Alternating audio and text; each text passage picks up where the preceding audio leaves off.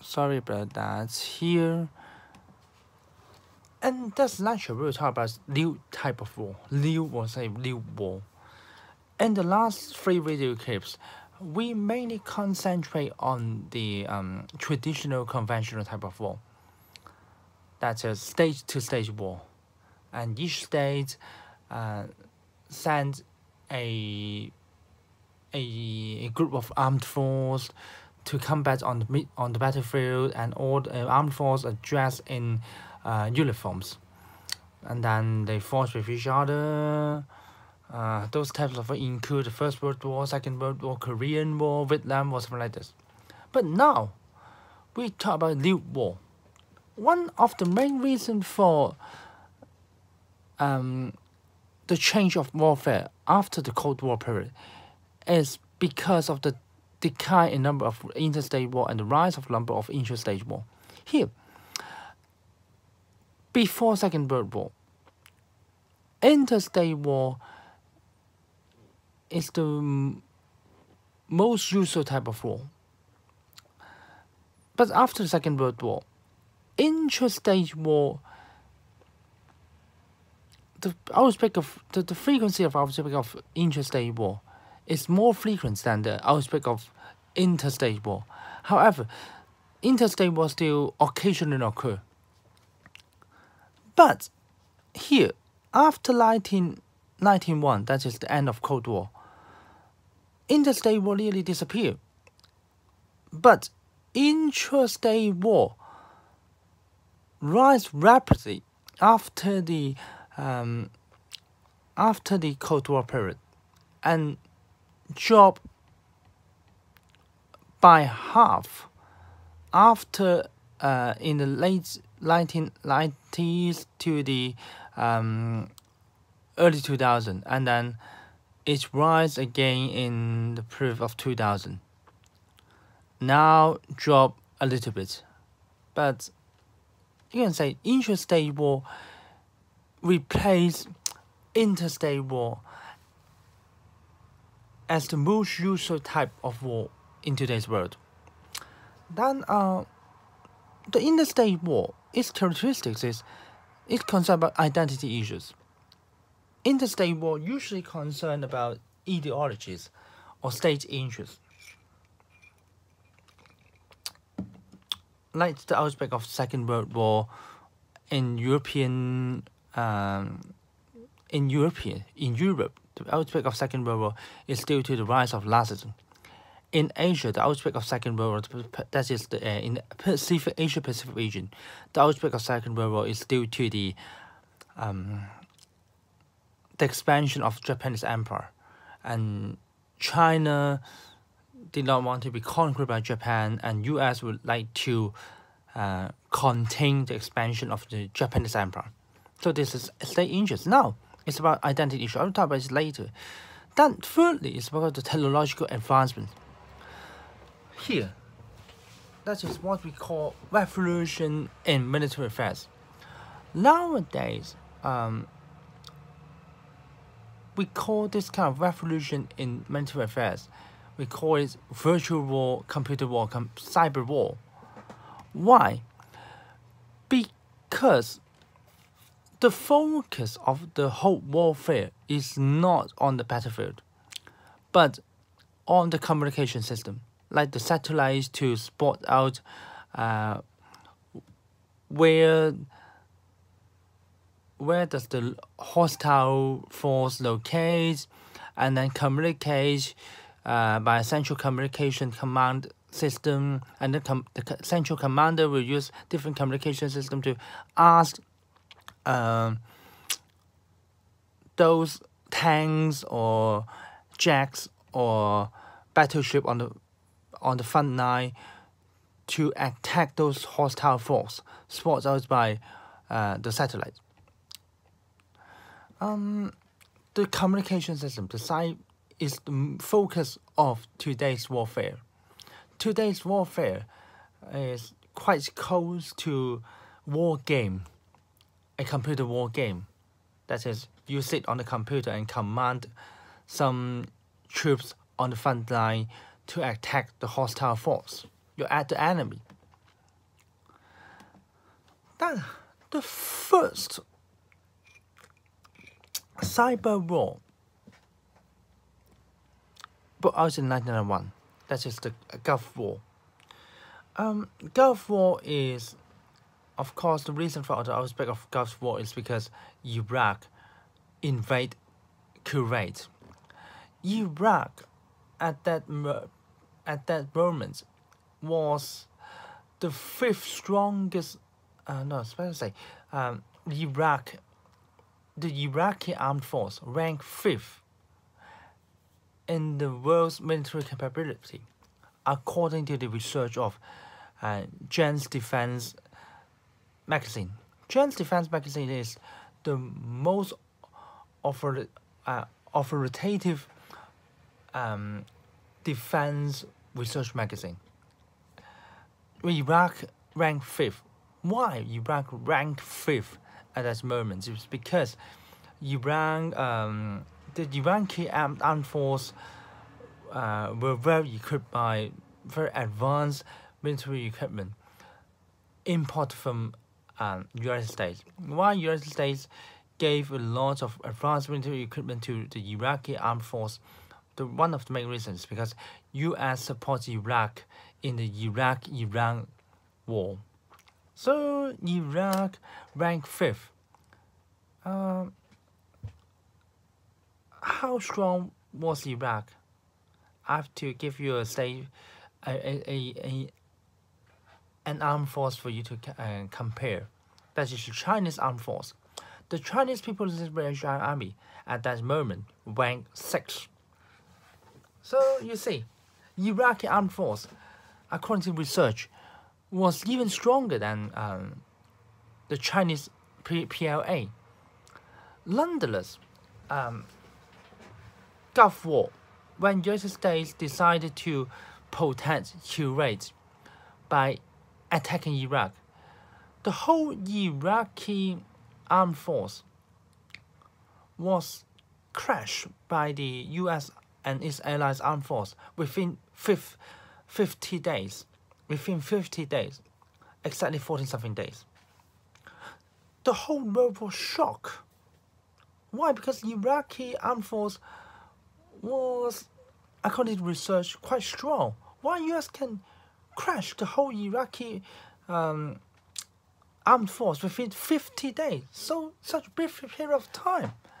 Mainly because at that moment, American armed force was very strong as this communication system. But Iraqi armed force did not have this communication system, this cyber system. And the new war also include the use of smart weapon. This was one of the smart weapons. That is unmanned aircrafts. Unmanned aircraft. There's no pilot in this unmanned aircraft, and then controller of this unmanned aircraft can control this aircraft from far away from the battlefield, say at homeland. A controller at some part in the United States, say Los Angeles, can control this aircraft to conduct an operation in, say, Afghanistan, thousands of miles away, not even miles, thousands of kilometers away. So, and also this kind of smart weapon and other characteristics of this smart weapon is the so-called it can precisely attack a target. For instance, traditionally in the past, when a state would like to bombard a target, for instance, like the United States would like to bombard OUHK, then because traditional bombardment, even very advanced missile, there's and range of area of say 10 meters. That means even the missile of US target at OHK, that it may end up landing in area 10 meters away. That is when a missile of US attack OHK, then it may a missile of US which targets to attack OHK, but it end up attacking Ho Man Tin Plaza or even Ho Man Tin Estate.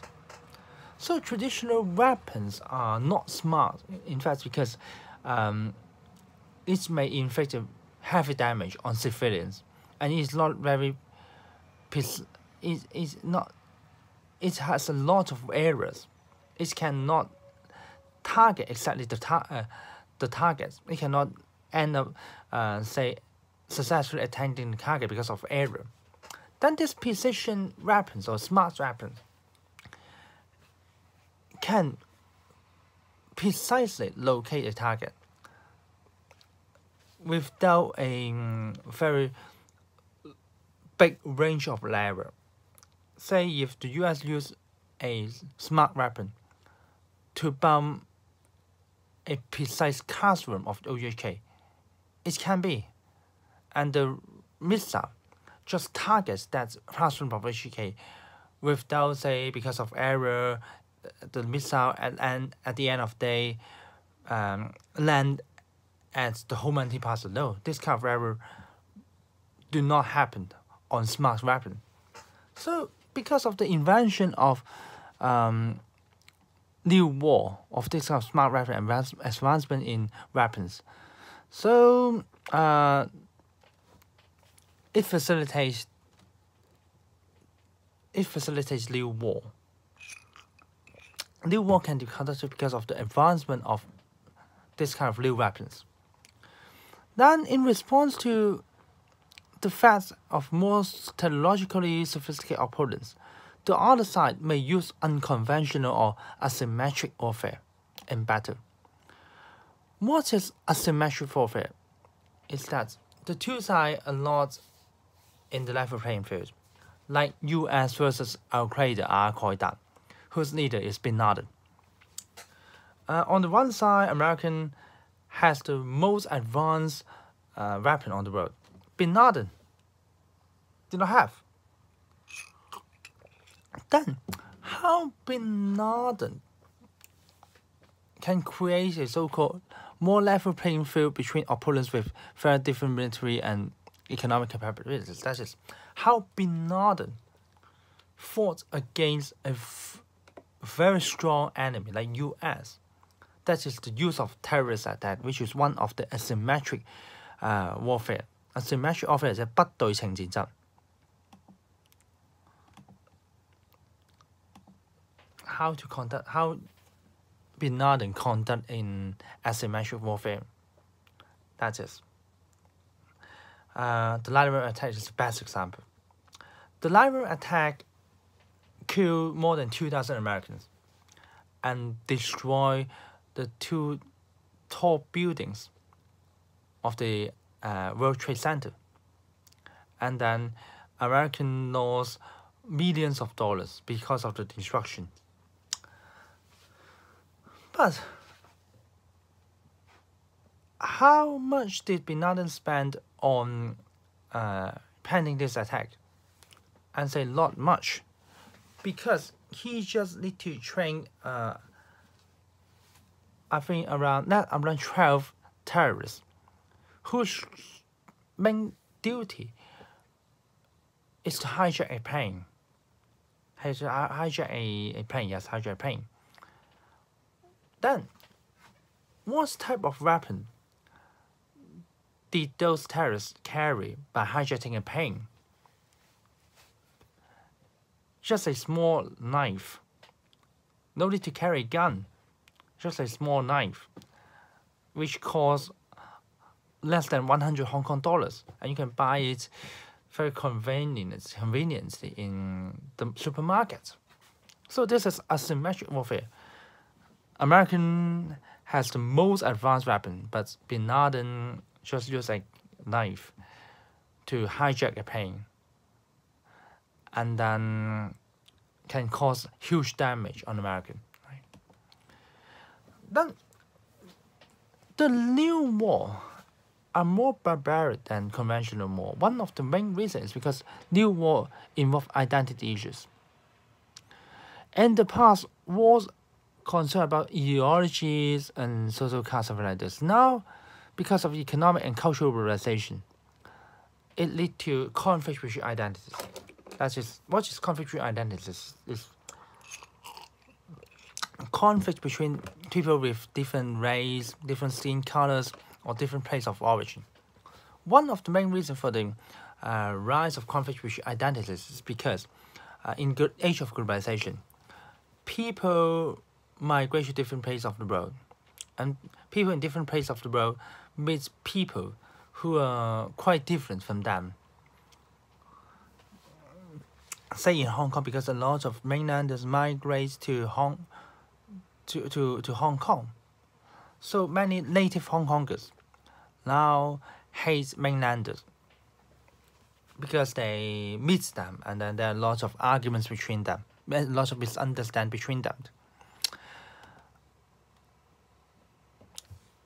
This kind of so-called identity conflicts also happen in Western parts of the world.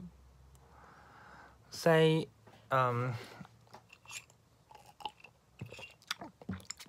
many of the members of the ISIS, in fact,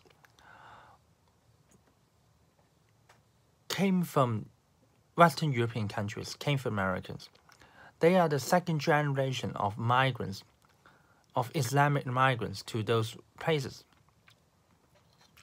because they frequently contact with native Europeans or native Americans, and then contacts lead to conflicts. So they felt discriminated by Europeans or Americans, so they went back to their origin, went back to Middle East, and believe in, and suddenly converts to be so-called radical Islams and join ISIS. So, in fact, in post-Cold War period,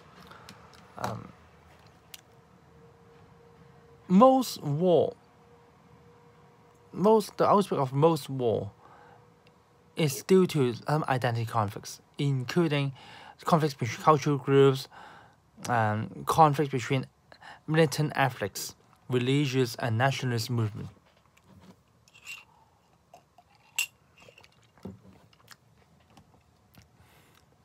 And another best example is civil war of Yugoslavia. It's a conflict between different nations in Yugoslavia, including Serbian, including Croatian. You may be familiar with this kind of nations if you are a football fans. If you are interested in watching football game. And this kind of conflict of identities are usually fought with unusual passion and ferocity, and it tend to be long-standing and complicated to resolve. Why? It's because ideology emerged in 1970 and 1917. And nationalism, that is states, emerged also in 1917. This is not 1917, 17th century. The ideology and state conflicts are quite new in human history. But ideology, in fact, identity is something very deep-seated in our human nature. It exists.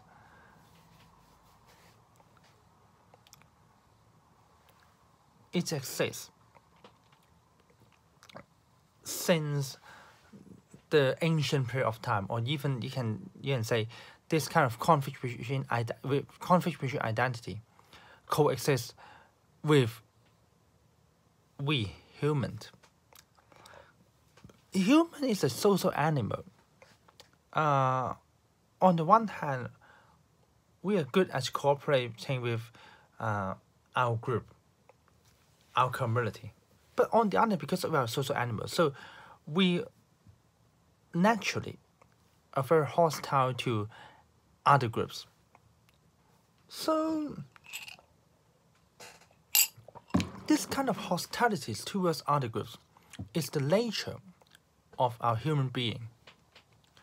If some reason is provoke the conflict between different group of people with different identity, because this is something deep inside our mind, deep inside our nature. So it's hard to be resolved. Unlike ideology and state issues, which is very new to human, identity conflicts are very old to human. They coexist with us from ancient time till now. You see, so there, this kind of conflict in identity are usually, or war related to identity, usually fought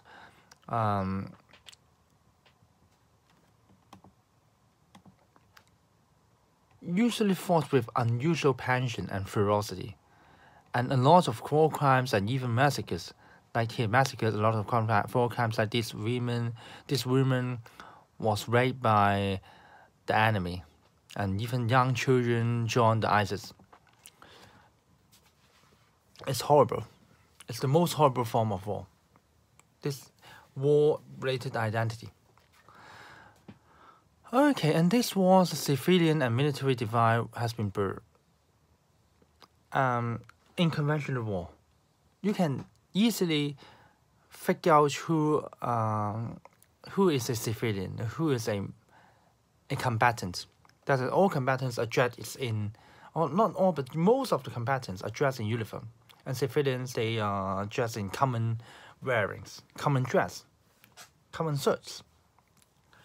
Then, in conventional war, usually both sides just target at military, and they don't want to attack the civilians.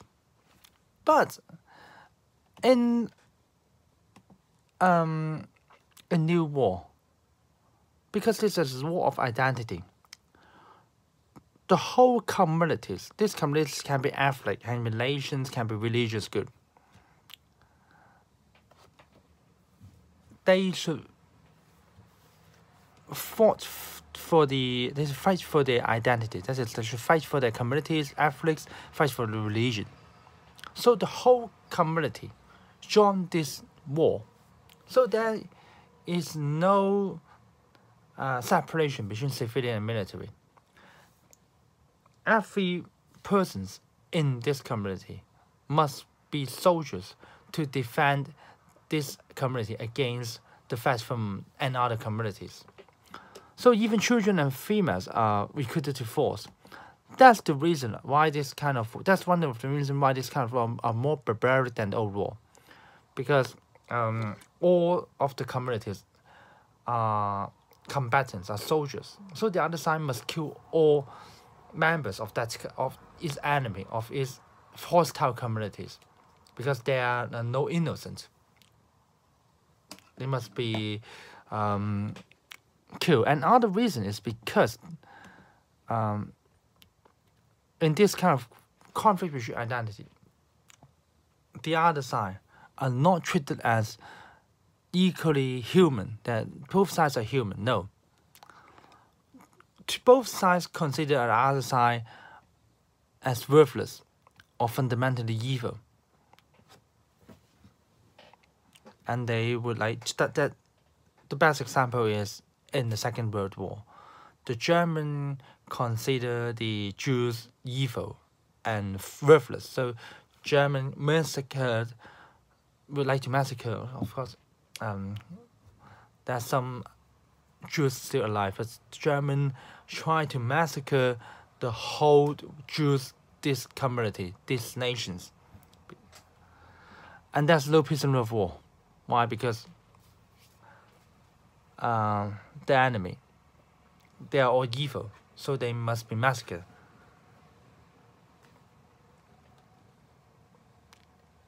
Okay, so the new war are more barbaric than the old war.